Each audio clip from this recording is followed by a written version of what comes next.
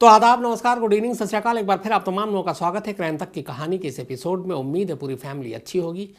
एक बार फिर कई दिनों की अच्छी और गुनगुनी धूप के बाद आज मौसम ख़राब है दिल्ली में।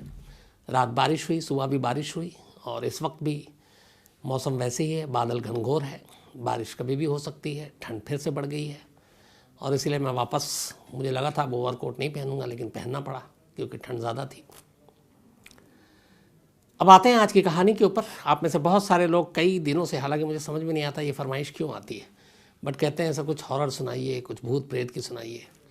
जबकि क्राइम और क्राइम रिपोर्टिंग में इसके लिए कोई जगह नहीं होती, क्योंकि क्राइम रिपोर्टिंग में बेसिक ये है कि जो हुआ है वो दिखना चाहिए, जिसने किया है वो भी दिखना चाहिए और अदालत में भी सबूत और गवाह उसी हिसाब से होनी चाहिए। अनदेखी, अनकही, अनसुनी चीज़ों पर न फैसला होता है और ना सज़ाएँ दी जाती हैं या फिर सज़ाएँ माफ़ की जाती हैं। लेकिन ये वो सब्जेक्ट है, भूत प्रेत, अनदेखी चीज़ें, जिस पे मतलब बात करना भी कई बार अजीब सा लगता है। लेकिन शायद मैं आज की ये कहानी नहीं सुनाता अगर इस पे कानून का मुहर न लगा होता। ये कहते हैं कि ऑफिशियली पहला ऐसा केस है जिसकी पुलिस ने जांच की, पुलिस ने इन्वेस्टिगेशन किया। अब सोचिए, एक पुलिस पूरी, और पुलिस का खुद चीफ उस शहर का जो चीफ था, वो एक ऐसे केस की इन्वेस्टिगेशन कर रहा है जिसमें जो सस्पेक्ट है, संदिग्ध है, वो दिखाई नहीं देता, वो एक भूत है। और अब उस भूत के बारे में उसे पता करना है, उस भूत की सच्चाई पता करनी है, उस भूत को सामने लाना है, हो सके तो पकड़ा गया तो उसे सज़ा भी दिलानी है। लेकिन उस पुलिस अफसर को ये भी पता नहीं कि वो भूत मेल है, फीमेल है, उसकी उम्र क्या है, कौन है, कहाँ से आया, क्या नाम है। लेकिन सारी हवाई चीज़ें होते हुए भी पुलिस को इसकी जांच करनी है और बाकायदा पुलिस रिकॉर्ड में ये दस्तावेज़ है।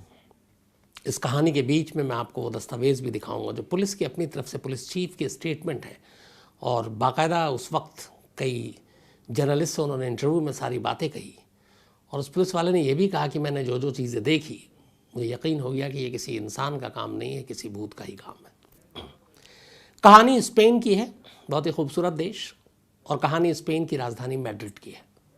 मैड्रिड फुटबॉल के लिए भी जाना जाता है। स्पेन और मैड्रिड के इतिहास में ऐसा केस इससे न पहले कभी हुआ, न उसके बाद कभी और हुआ। एक भूत का केस जिसकी जांच मैड्रिड पुलिस ने की। कहानी मैड्रिड की 18 साल की एक लड़की की है जिसका नाम है स्टेफिना लज़ारो। स्टेफिना लज़ारो मैड्रिड के पास ही एक अपनी फैमिली के साथ एक अपार्टमेंट में रहती थी। उस अपार्टमेंट का नाम था Louis Marianne 8 apartment. Louis Marianne 8 apartment. 18 साल की हो चुकी थी स्टेफिना और कॉलेज में दाखिला मिल चुका था, कॉलेज जा रही थी। 18 साल तक की उम्र में सब कुछ ठीक ठाक था, लेकिन फिर अचानक कॉलेज जाने के बाद स्टेफिना की जो पूरा बर्ताव है, उसका बिहेवियर है, उसमें अचानक कुछ तब्दीली आती है।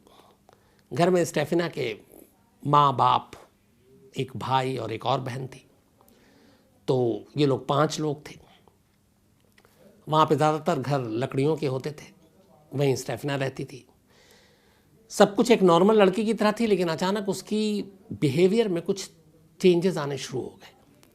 अब कैसे चेंजेस थे? वो अचानक अपने भाई को देख के गुर्राने लगती, बाकायदा अपने भाई के ऊपर सांप के जैसे, वो जो हरकत होती है, सांप जो हिस आवाज़ निकालता है, उस आवाज़ के साथ अपने भाई के ऊपर अटैक करती। दीवारों को अपने नाखून से नोचने लगती, और लकड़ियों की दीवारें थीं। चीखती, चिल्लाती, गुर्राती, ये सारी चीज़ें करती। अब घर वाले उसके इस बिहेवियर से बड़े परेशान। फिर भी माँ बाप ने उससे बात करने की कोशिश की। बीच बीच में उसे ये दौरा पड़ता, फिर वो ठीक हो जाती, फिर वैसी हो जाती, और इस तमाम चीज़ों की वजह से उसकी जो सेहत थी वो लगातार गिर रही थी। माँ बाप ने उससे बहुत पूछा तो एक दिन स्टेफिना ने बताया कि मुझे भी नहीं मालूम मैं ऐसा क्यों करती हूँ या क्या करती हूँ, लेकिन मुझे आधी रात को अमूमन कुछ एक शैडो, एक साया सा दिखाई देता है, और पता नहीं क्या है, इंसान तो नहीं है, लेकिन वो एक कोई अजीब सी चीज़ होती है, और मैं उसे जब भी देखती हूँ तो मुझे अजीब सा होता है। उसके बाद फिर मैं गुर्राने लगती हूँ, अपने नाखून से दीवारों को नोचने लगती हूँ, सांप की तरह हिस जो आवाज़ है वो निकलती है। माँ बाप बड़े परेशान, फिर उन्होंने पता किया तो पता चला स्टेफिना तंत्र मंत्र की बुक्स बहुत पढ़ती है। ये जो भूत प्रेत होते हैं सारे उनके, ये लोग कैथोलिक क्रिश्चियन थे, तो धर्म पे भी पूरा विश्वास था इनका, मज़हब पे अपने, लेकिन वो साथ में ऐसे बुक्स भी पढ़ती थी। माँ बाप को लगा शायद इस बुक्स पढ़ने का असर है, उन्होंने फिर उसके कमरे से वो सारी किताबें हटा दी, लेकिन फिर भी ठीक नहीं हुई। वक्त बीतता गया, करीब 6 महीने हो गए, स्टेफिना की सेहत लगातार गिरती गई। इस दौरान में माँ बाप ने तमाम डॉक्टर को दिखाया, कुछ लोगों ने कहा, कुछ वो फादर के पास भी ले गए जो प्रीस्ट हैं, उन सबको भी दिखाया। हर एक ने कहा कि इसको कुछ नहीं है, ना कोई फिजिकल प्रॉब्लम है, ना मेंटल प्रॉब्लम है, बिल्कुल ठीक है। लेकिन वो उसकी हरकतें, उसका बर्ताव वो बदला नहीं, सेहत लगातार गिर रही थी।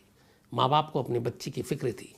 आखिरकार उन्हें लगा 6 महीने के बाद, ये बात है, ये सारी कहानियाँ शुरू थी अर्ली 1990 में, लेकिन अगस्त 1991 में स्टेफिना की सेहत जब लगातार गिरती गई, वो कमज़ोर हो गई, तो माँ बाप से बर्दाश्त नहीं हुआ और वो उसे मैड्रिड के एक सरकारी हॉस्पिटल में ले गए।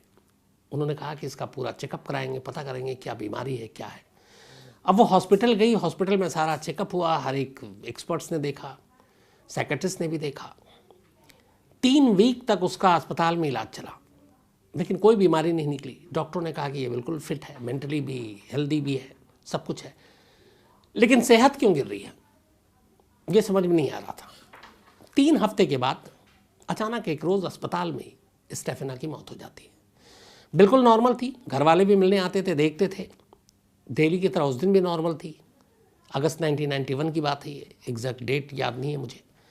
तो अचानक उसकी मौत हो गई। घर वालों को जब ये बात पता चली तो उनको यकीन नहीं हुआ, क्योंकि स्टेफिना से वो कुछ वक्त पहले भी मिले थे, कुछ घंटे पहले भी, और वो बिल्कुल ठीक थी। हाँ, जो उसके साथ ये सारी चीज़ें हो रही थी पिछले 6 महीने से, वो बंद नहीं हुआ था, लेकिन डॉक्टरों को भी कोई ऐसी बीमारी का पता नहीं चला था। अब उन्होंने कहा ये क्या, डॉक्टर भी हैरान थे कि अचानक उसकी मौत कैसे हो गई। इसके बाद खैर पोस्टमार्टम होता है, ऑटोप्सी रिपोर्ट आती है, तो उसमें और तो कुछ जिक्र नहीं था, बस ये था कि दिल की धड़कन रुक गई और इसी की वजह से मौत हुई। बाकी ना उसके शरीर पे कोई ज़ख्म के निशान, ना चोट के निशान, ना कोई और सिम्टम, ना कोई और बातें। अब 18 साढ़े 18 साल की उम्र में हार्ट अटैक, दिल के दौरे से मौत, ये बात भी डॉक्टरों को अजीब लग रही थी। आजकल तो ऐसे बहुत केस आते हैं, मैं 90s की कहानी आपको सुना रहा हूँ, तो ऐसा बहुत कम होता था। इस एज में जनरली दिल का दौरा नहीं पड़ता। लेकिन अब वो डॉक्टर भी हैरान थे पोस्टमार्टम रिपोर्ट देखकर, बट उन्हें कुछ समझ में नहीं आया। खैर, माँ बाप ने फिर बॉडी ली, उसके बाद पूरे रीति रिवाज से कैथोलिक के अपनी बेटी को कब्रिस्तान में ले जाकर दफना दिया। दफनाने के बाद ये लोग घर लौटते हैं। जो स्टेफिना का कमरा था, माँ बाप को उससे बहुत प्यार था, बड़ी बेटी थी, वो उस कमरे को वैसे ही सहेज कर रखते हैं। उसके कमरे की हर चीज़ की साफ़ सफाई करते हैं, बेडशीट डालते हैं, और जो स्टेफिना की छोटी छोटी चीज़ें थी यादगार, जो अपने कमरे में रखती थी, चाहे वो किताबें हों, चाहे वो खिलौने हों जो बचपन में खेलती थी, उसके कपड़े हों, सब वहीं उन्होंने सहेज कर रखा और उस रूम को लॉक कर दिया। बीच बीच में फिर वो रूम की जब सफाई करते और फिर बंद कर देते। पहला हफ्ता तो कुछ नहीं, 1 हफ्ते के बाद अचानक उन्होंने नोटिस किया कि वो बेडशीट बदल देते, उसका कमरा जो है साफ़ कर देते, सब कुछ ठीक हो जाता।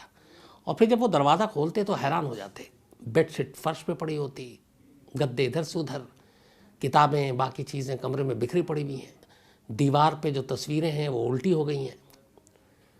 पहली बार उन्हें लगा पता नहीं क्या है, कुछ पड़ोसी तंग कर रहा है। खैर, उन्होंने फिर से सब कुछ ठीक किया, दरवाज़ा लॉक कर दिया। 2-4 दिन के बाद फिर कमरे का दरवाज़ा खोला सफाई के लिए, फिर वैसे ही बेतरतीब चीज़ें, चादर कहीं और है, गद्दे कहीं और है, तकिया कहीं और है, तस्वीरें उल्टी पड़ी हुई हैं। जीसस क्राइस्ट की तस्वीर थी वो भी उल्टी हो गई है। अब उन्हें बड़ा अजीब लगा।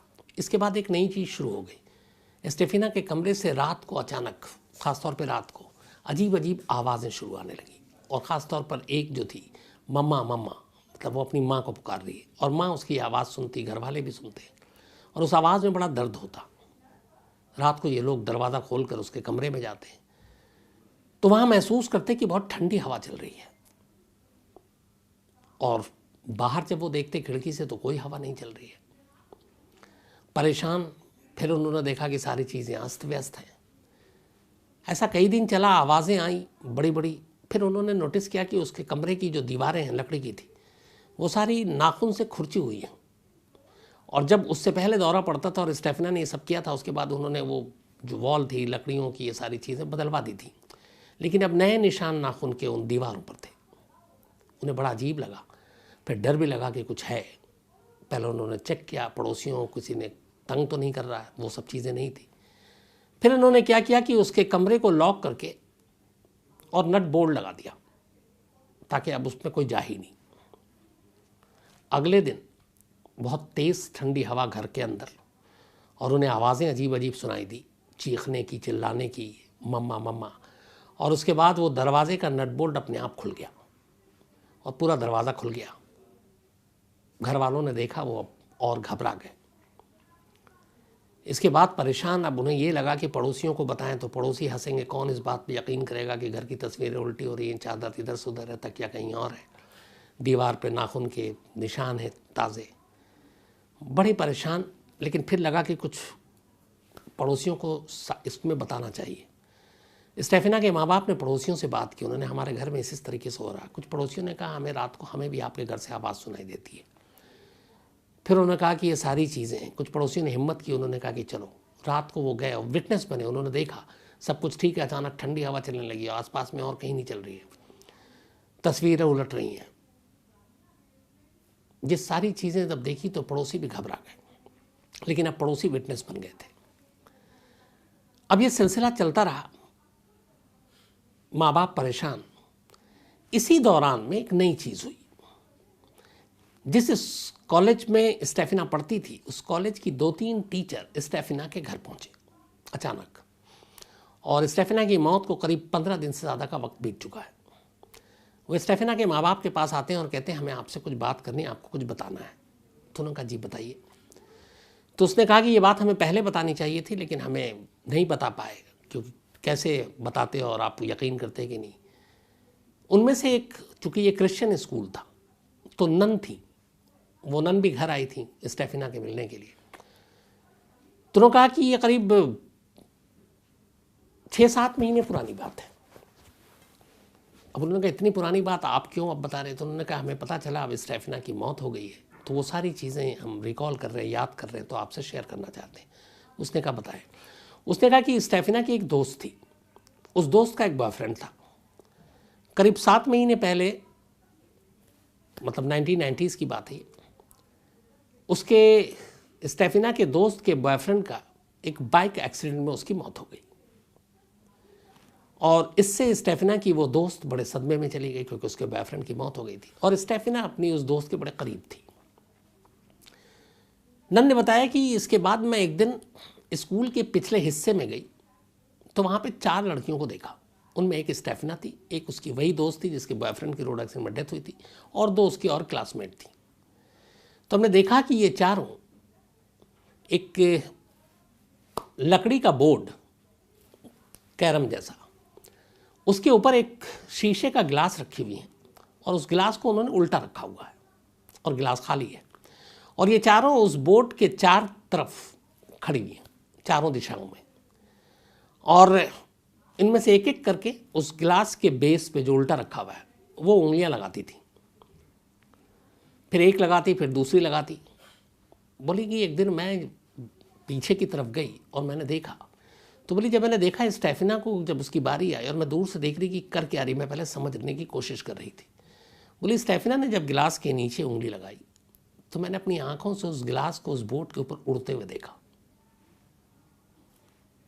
मेरे लिए बड़ी अजीब थी। फिर मैं घबरा भी गई। मैं आई, मैंने उनको चारों को डांटा कि ये तुम लोग क्लास छोड़ के यहाँ क्या कर रहे हो, और फिर गुस्से में मैंने उस बोर्ड के 2 टुकड़े कर दिए लकड़ी के, जिस पे उन्होंने ग्लास रखा था, डर के मारे, और उस लकड़ी के टुकड़ों को फेंक दिया।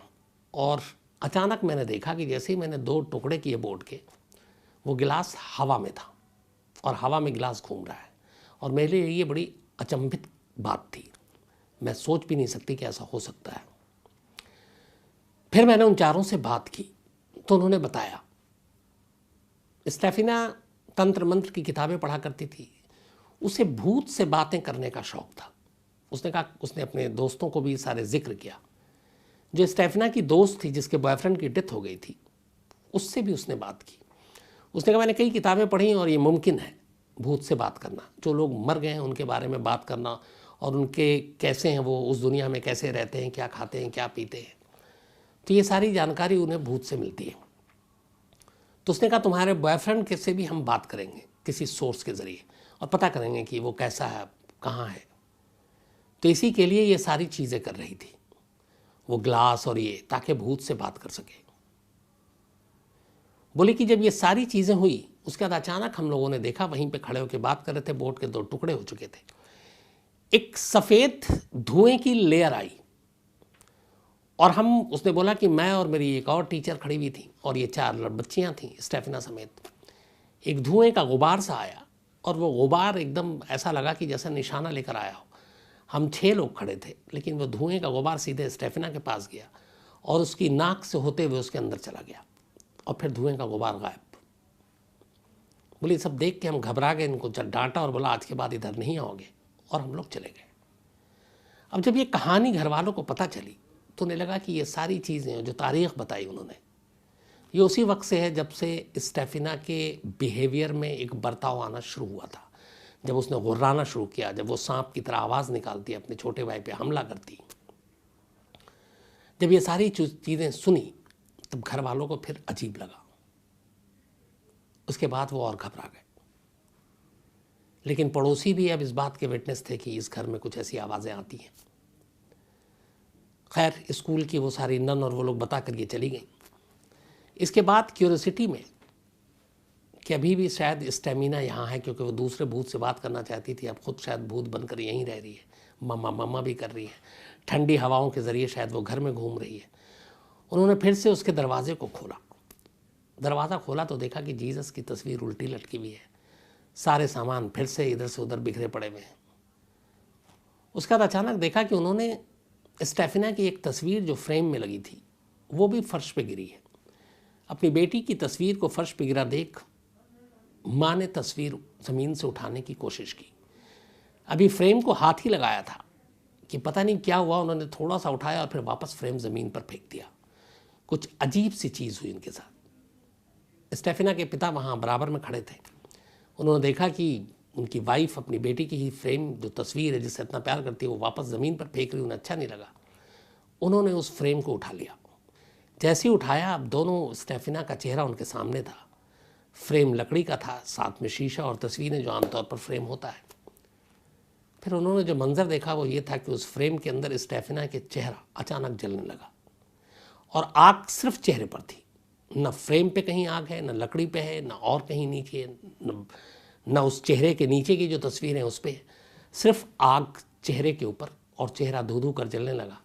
स्टेफिना के बाप ने भी घबरा कर वो फिर नीचे फेंक दिया। उसके बाद ये लोग बाहर आया, अचानक तेज़ तेज़ आवाज़ आने लगी। रात किसी तरह काटी। अगले दिन इन्होंने फिर प्लम्बर को बुलाया और हेवी सोफ़ा सेट और बाकी फर्नीचर, उस कमरे के दरवाजे को नट बोल्ट से बंद कर दिया, एक तरह से पूरा लॉक कर दिया, और उस दरवाजे के बाहर बड़े बड़े सोफ़ा सेट और ये लगा दिया ताकि ये दरवाज़ा खुले नहीं कभी। और उसके बाद चले गए। और रात हुई। अचानक घर में बहुत तेज़ उस दिन आवाज़ आई। ऐसा लगा कोई चीख रहा, उस कमरे से बाहर आना चाहता है। थोड़ी देर के बाद कमरे का नट बोल्ट दरवाजे का अपने आप खुला, सोफ़ा कहीं और फेंका गया, दरवाज़ा खुल चुका था। परेशान किसी तरह रात काटी। अगले दिन ये लोग अब सोच रहे हैं क्या करना है, घर छोड़ देना है, कहीं और चले जाएं। फिर उन्होंने तय किया कि शायद हम छोड़ देंगे। लेकिन फिर अगली रात आई। अगली रात पहला मामला ऐसा था जो अब तक घर में आवाज़ें आ रही थीं, तरह तरह की चीज़ें हो रही थीं, लेकिन जो चीज़ उस रात हुई उससे पहले कभी नहीं हुई। उस रात अचानक स्टेफिना की माँ को लगा, वो सो रही थी, वही रात का करीब 12 बजे के आसपास था, कि उनके सीने पे कोई चढ़ा हुआ है और दोनों हाथों से उनका गला घोंट रहा है। ये स्टेफिना की माँ को लगा। पहले उन्होंने हाथ हटाने की कोशिश की, कोई दिखाई नहीं दे रहा, लेकिन लगा कोई वजनी चीज़ है और गला घोंट रहा है। उन्होंने काफ़ी ट्राई किया, नहीं हुआ। तब तक पति को भी लग गया कि ये परेशान है और कुछ कह रही है।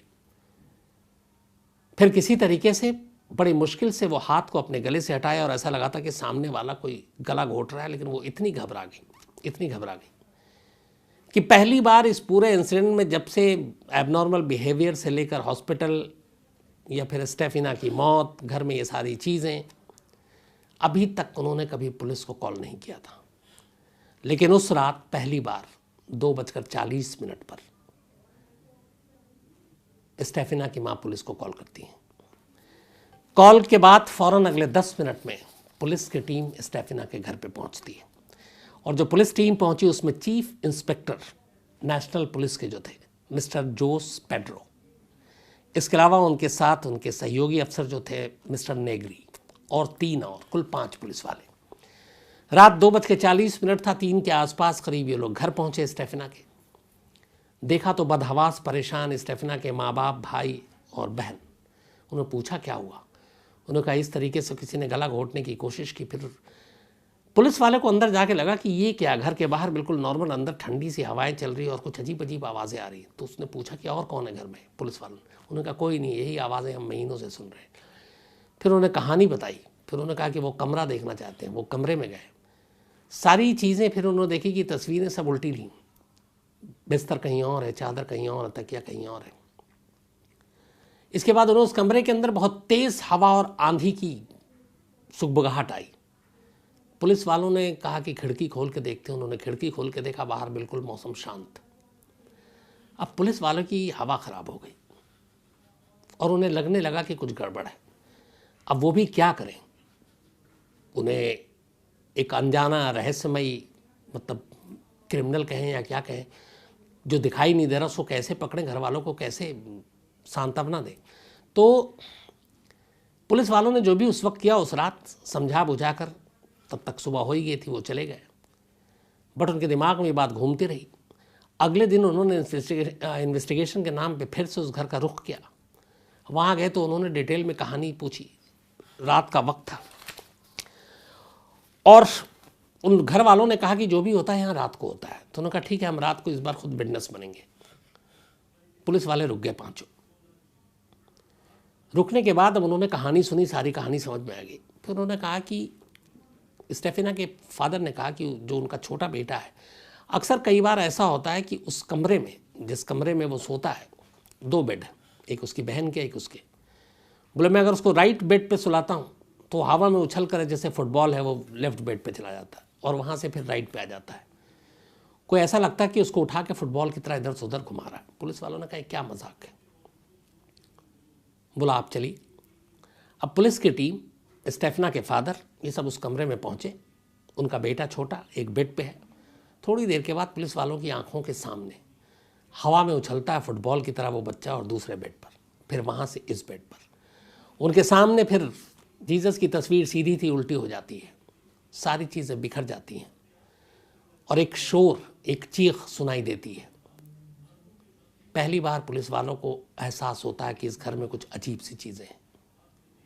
उसके बाद वो बाहर निकलते हैं, जाकर थाने में पूरी केस की रिपोर्ट दाखिल करते हैं। और जो जो उन्होंने विटनेस देखा, उन्होंने कहा कि मैंने खुद देखा।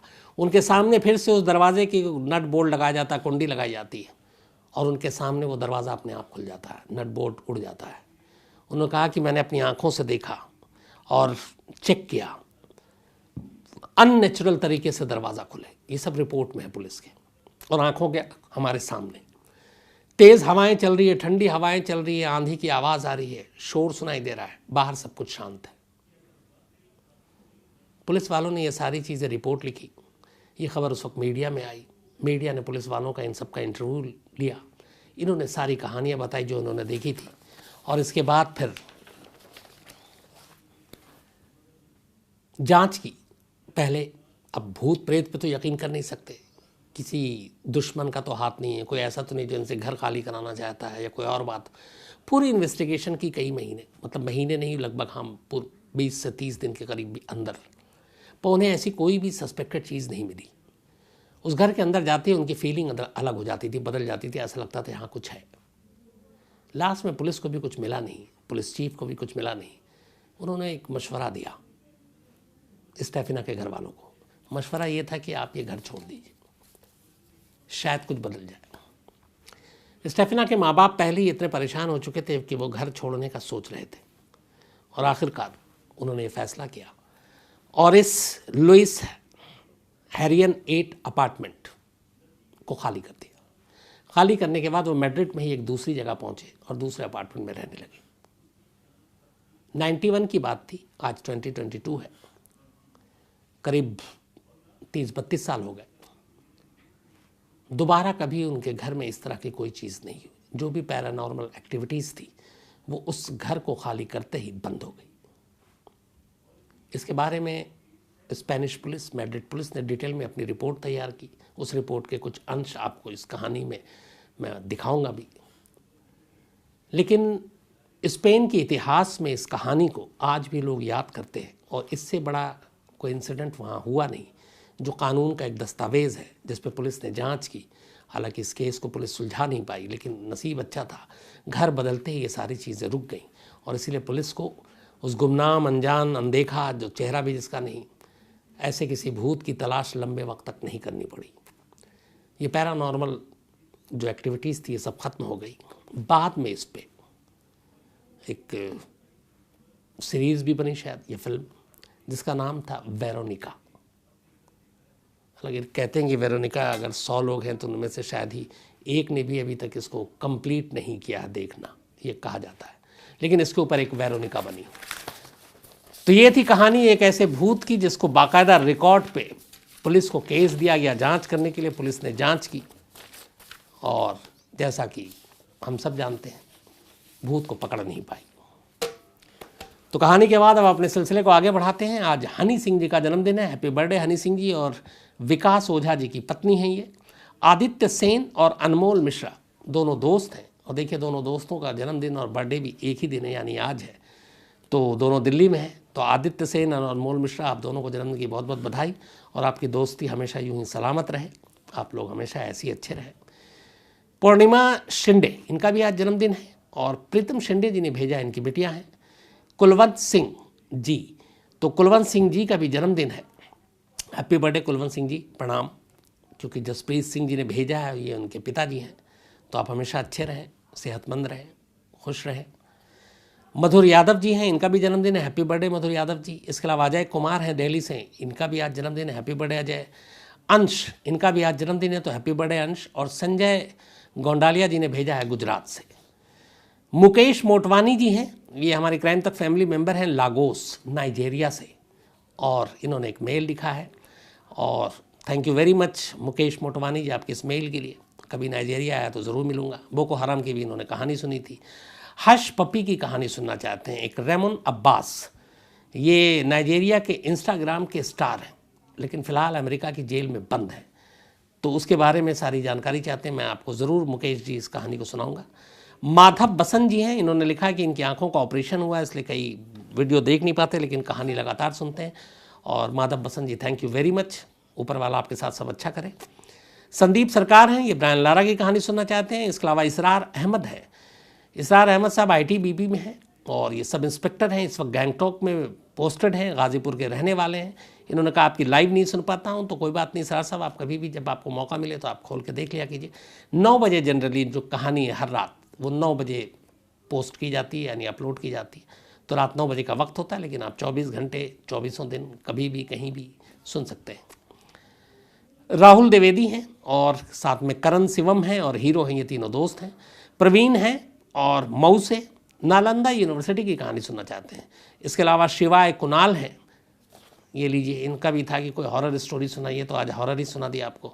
सलमान अंसारी हैं, इन्होंने भी कुछ स्टोरी की फरमाइश की है। इसके अलावा प्रांजल यादव हैं, और इंडियन मुजाहिदीन की कहानी सुनना चाहते हैं। शायद मैंने सुनाई, नहीं सुनाई तो ज़रूर सुनाऊंगा। सोनू दास हैं, और ये सुपर 30 आनंद सर, उनकी कहानी सुनना चाहते हैं। तो ज़रूर हर एक की बारी आएगी। आज कहानी में लेकिन इतना ही। अब आपसे मुलाकात होगी कल रात 9 बजे किसी नई कहानी के साथ। तब तक अपना ख्याल रखिएगा। Thank you very much.